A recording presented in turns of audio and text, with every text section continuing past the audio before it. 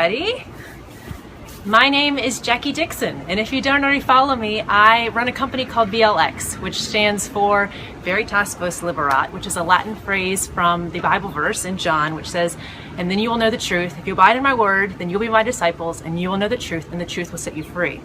And what I do is I coach Christian women to become something I call the biblical bombshell, which is a woman who is healthy and holy and hot because she's on fire for God in every area of her life. So I've had this blog series going that is called Back to Nice, and this is about a study abroad trip I took back in 2008 to the south of France, Nice, France, absolutely gorgeous. And I had a great time, except I gained 25 pounds of pastry fat, really, in 5 weeks. It was quite a shock, and I was out of control and very miserable. And in a couple weeks, we'll get to the part where I'm heading home through the airports on the way back to the US, and that was the worst, really, but we're not there yet. So for today, I want to talk about the blog post I published on Wednesday, which is called The Pastry Path, and how to avoid insatiable hunger. So what was happening is I was in France to shadow neurologists. I had wanted to have some hospital experience. I was interested in medical writing, and it was hard to get in the US because I wasn't officially pre-med. I didn't want to be a doctor. I wanted to do medical writing. So I went over to France to shadow doctors there through this great program. And it was beautiful. It was the south of France. It was fantastic, but I didn't know how to take care of my body. And I had been modeling for a few years already. I knew how to have a very strict relationship with my body, kind of celery and chicken breasts, and how to stay thin that way, but I didn't know how to do it in a way that would last, and I didn't know how to do it in a way that I could enjoy. So what happened is I went to France with this fantasy of I'm just going to, drink coffee and eat little bits of bread here and there and be so slim and chic and gorgeous, and well, it didn't work out that way. Instead, I gained all of this weight because it wasn't what my body needed. So I got up in the morning, I had this little French breakfast with my host family, and I walked to the hospital, and on the way, I was already, just an hour later, so hungry that I stopped at a pastry shop. There was one right on the way. That's why I call it the pastry path. And so every morning I would go to this pastry shop and I would get 3 or 4 pastries. And by the time I got to the hospital, I would sit down, and before the round started, I just devoured them. And at lunch, I was hungry again. At dinner, I was hungry again. So I was sneaking and hoarding and buying food and shoving it in my face whenever people weren't looking. It was an out-of-control nightmare. And as I talked about last Saturday, that was largely because I didn't know what was going to work for my body. I didn't have an idea of how to have this lifestyle of health that would be sustainable for me. I had no idea. I had done this didactic, very strict, rigid plan. And then when that faded, I didn't have anything else to fall on.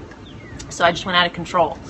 But I also didn't know how to control my appetite through my hormones, and those are the hunger hormones.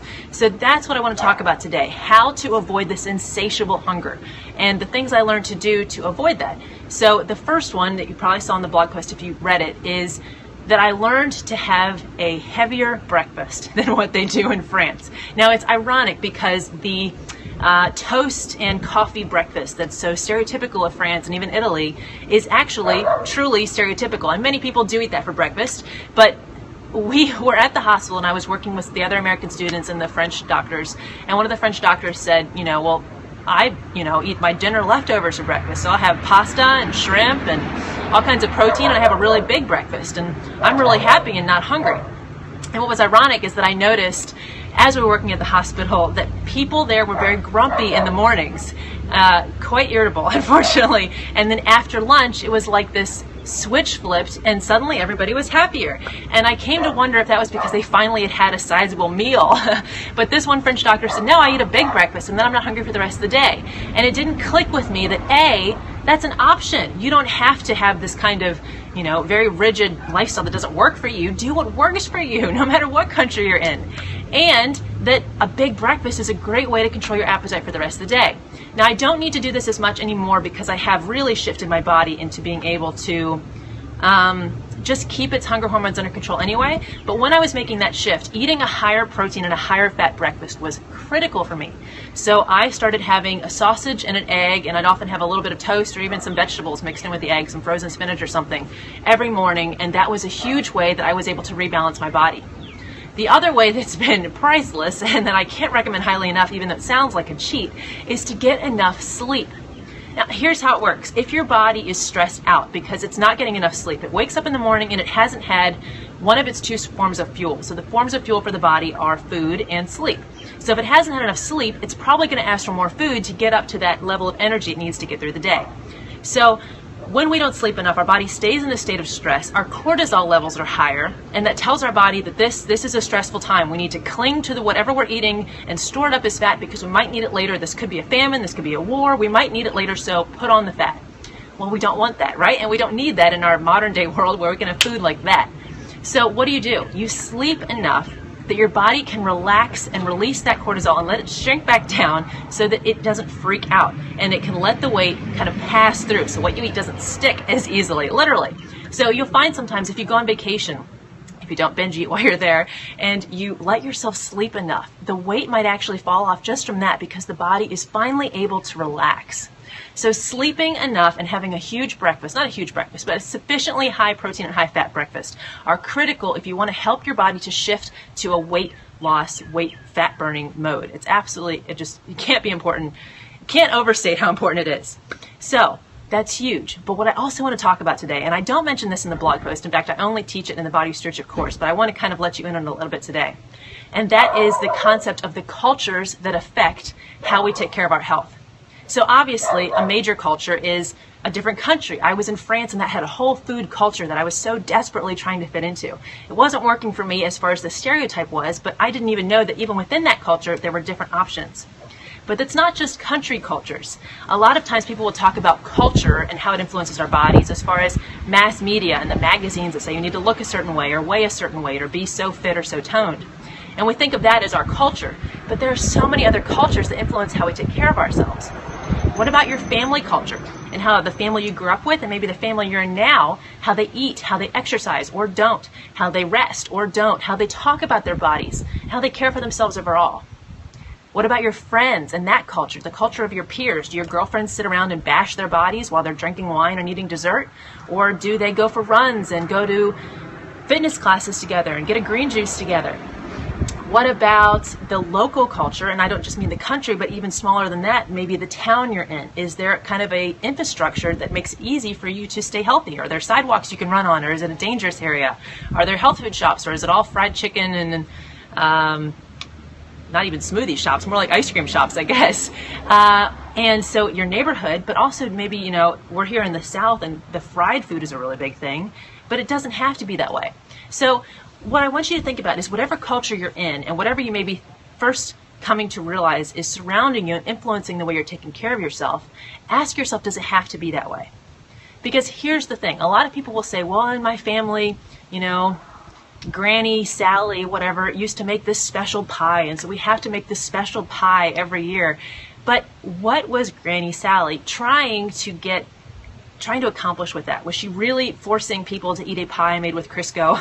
Or was her intent that people would gather together, be together, love each other, have kind of a communion, eat around the table together? Maybe that's what she was going for. In which case, can you preserve the elements of the culture that you love without negatively affecting your health?